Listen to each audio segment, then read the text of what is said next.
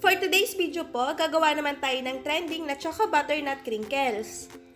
Bago po ang lahat, credits po sa unang nakagawa o nakaisip na pagsamahin ang crinkles at saka Choco Butternut streusel.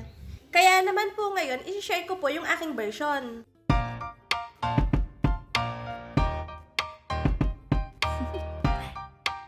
Do you want to know? Well, I've been thinking about you. And I think I have to listen. Because... Bakit nga naman po hindi?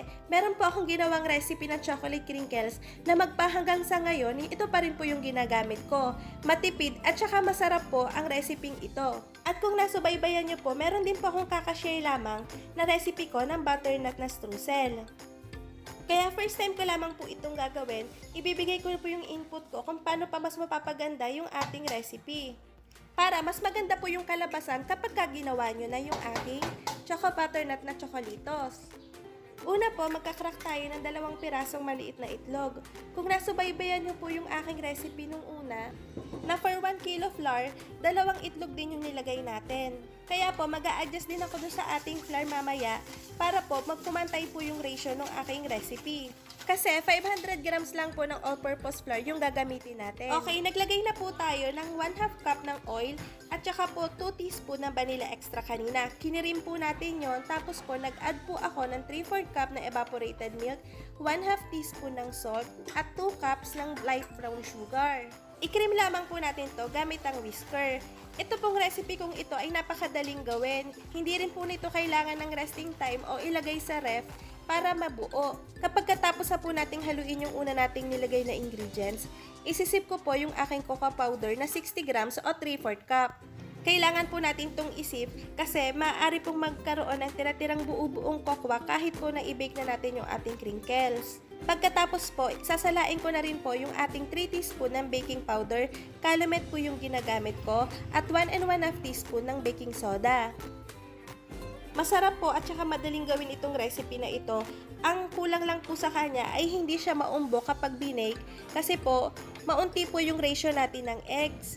Pero kung pagbabasihan po yung lasa, moisture at saka chewiness ng ating end product, kayang-kaya po nito makipagsabayan dun sa recipe na gumagamit ng mga mamahaling ingredients. Tumatagal po pati yung moisture ng recipe ito kahit hindi siya nakabalot at saka nasa room temp lamang.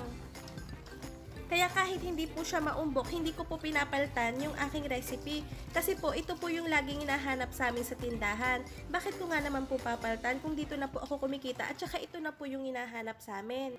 Kapag well mixed na po yung ating mga nilagay na ingredients, tsaka po ako maglalagay ng 3 2/3 cup ng all-purpose flour. Ito po ay nasa 540 grams ng harina. At this point po, spatula na po yung gagamitin kong panghalo at hindi na po yung whisker. Mas nagiging moist po kasi at saka chewy yung ating crinkles kapag hindi siya masyadong na-overmix.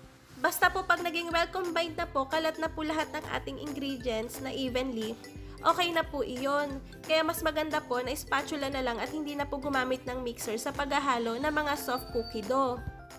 Kapag nahalo nyo na po siya ng tama, i-rest lang po natin siya ng 10 to 20 minutes. Hindi na rin po siya kailangan ilagay sa ref, ilagay nyo lang po siya sa open air at madadry na po siya at saka mas madali na siyang hawakan mamaya. Kaya habang nire-rest ko po ito, gagawa na po tayo ng butternut streusel. Maglalagay po ako sa blender ng 1/2 cup ng desiccated coconut para po mapino po lalo yung ating desicated. Kailangan po kasi pinong-pino yung ating gagamitin. Pagka napino na po, maglalagay na po ako ng 1/2 cup ng milk powder o skim milk powder at saka po 1/2 cup din ng all-purpose flour. Maglalagay din po ako ng 1/2 cup din ng powdered sugar. Kung napanood nyo po yung video ko ng Choco Butternut na donut kung saan yung ating pong streusel ay sinangag ko sa kawali, iyon po ay dahil hindi na po natin i-oven yung ating donut kapag ka na-coat na po natin. Therefore po, kapag ka hindi po natin dinaray yung ating streusel, mas mabilis po nga amagin yung ating donut, mas mabilis po siyang masisira.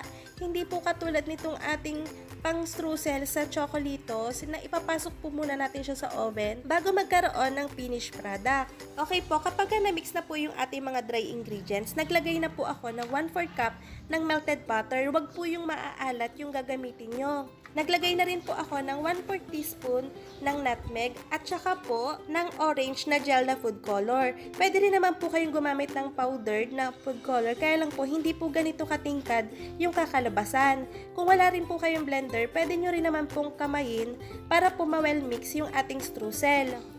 Kung matatandaan nyo rin po, granulated sugar yung nilagay ko dun sa streusel na pang donut.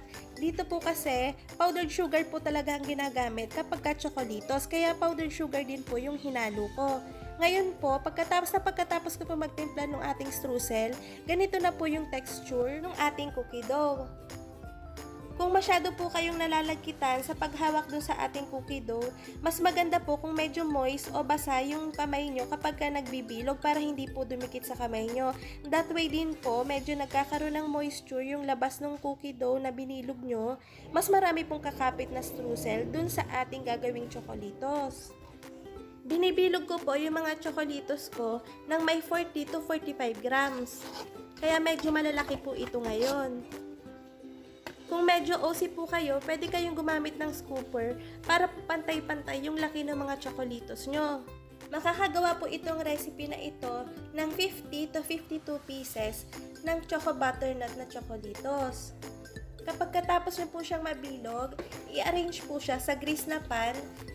At saka po, diretso salang na po ito kapag katapos nyo talaga siyang mabilog na lahat. Okay, ang chewiness po at saka moisture ng chocolitos ay nababase rin po sa pagsasalang nyo. Ang recipe kong ito ay kailangan pong isalang sa 180 degrees Celsius sa loob lamang ng 10 to 12 minutes.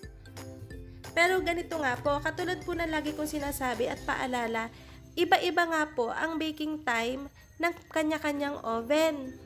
Para makasigurado po kayo, isa pa pong palatandaan na luto na yung ating mga chocolitos kapag siya po ay nagsimula ng mga moy kapag kahabang binibake. Yun po ay palatandaan na malapit na siyang maluto. Isa pa pong palatandaan kapag binuksan nyo po yung pinto ng oven, kapag kinapan nyo po yung chocolitos at malutong na yung ibabaw pero napakalambot pa po nung loob, ay pwede nyo na pong ahunin. Ready na po iyon. So, ito na po yung version ko ng Choco Butternut na Crinkles. Sana po nagustuhan nyo at natuto po kayo.